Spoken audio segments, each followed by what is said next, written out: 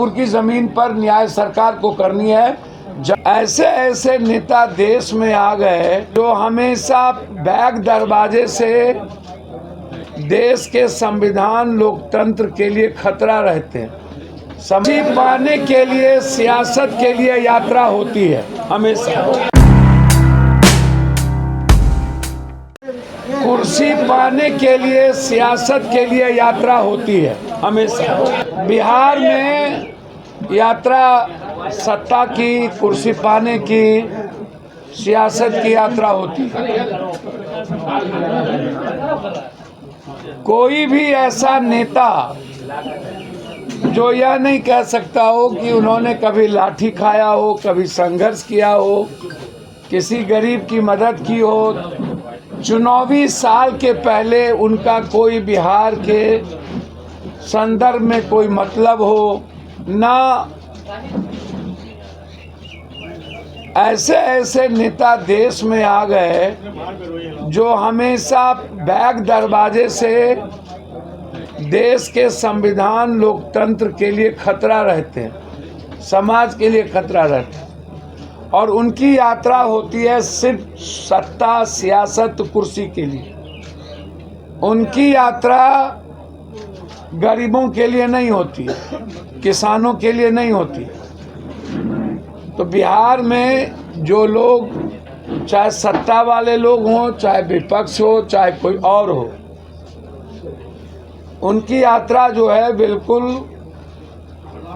इस बिहार के 14 करोड़ जनता के भावनाओं के खिलाफ है,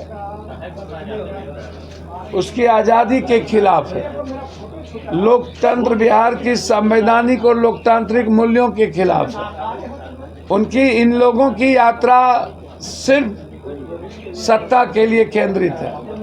29 तारीख से जो हमारी यात्रा निकलेगी, देखिए उसमें एक ही बात है। आज मुद्दे तो अनेक हैं, मुद्दे एसटी एससी हक को लेके भी है, ईबीसी हक को लेके भी है, ओबीसी हक को, अधिकार आरक्षण को लेके भी है। जिन लोगों ने सब कुछ समाप्त किया है, ओबीसी लीडरों ने,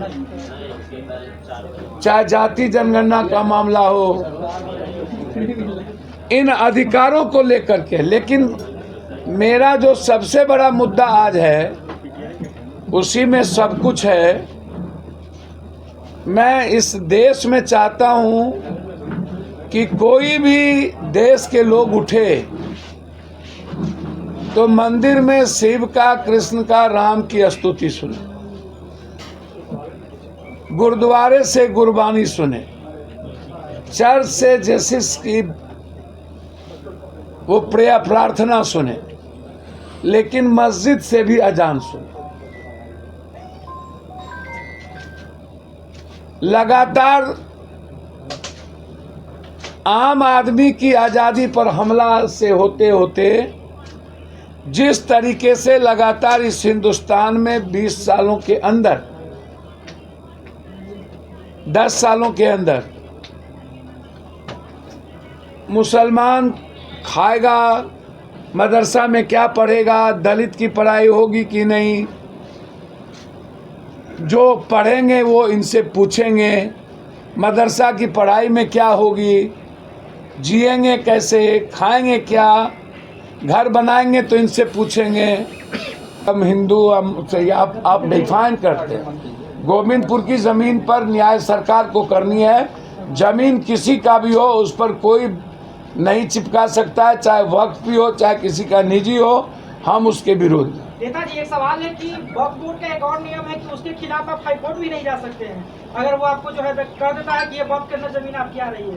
सर, वक्फ बोर्ड की नियम हो सकते हैं, जब कानून बदलने की बात ये लोग कर रहे हैं, काला कानून, क्लोजर जो 40 और आर्टिकल 80 है, तो उसमें बहुत सारी इन्होंने कानून को बदलने की बात कर दी है। तो जब वो कानून ही बदल जाएगा, एक्ट ही बदल जाएगा, तो आप सभी जगह जाने को, कल के दिन कोई पूछेगा कि कब्रिस्तान का रजिस्ट्रेशन है कि नहीं, मस्जिद का रजिस्ट्रेशन है कि नहीं, अमुक चीज़ का रजिस्ट्रेशन है कि नहीं, इस मंदिर का रजिस्ट्रेशन है कि नहीं, तो अब मंदिर और धर्म में भी जब कोई मेला लगता है, दुर्गा पूजा, काली पूजा, कोई भी चीज, तो शांति समिति की बैठक, अरे भैया जीने दो ना। पूजा में भी दंगा हो रहा है क्या? हर चीज में इनका अपना तरीका है। तो इसीलिए जब ये एक्ट बदल करके कानून ला करके आजादी पर हमला कर रहा है, उस पर हम कह रहे हैं।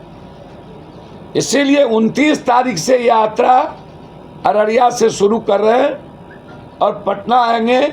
इसमें तत्कालिक हम सबसे बातचीत करेंगे अलग अलग फेज में। यह यात्रा किसी को अधिकार के हनन और काला कानून और संविधान बचाने के लिए है। यह यात्रा और लोगों के तरह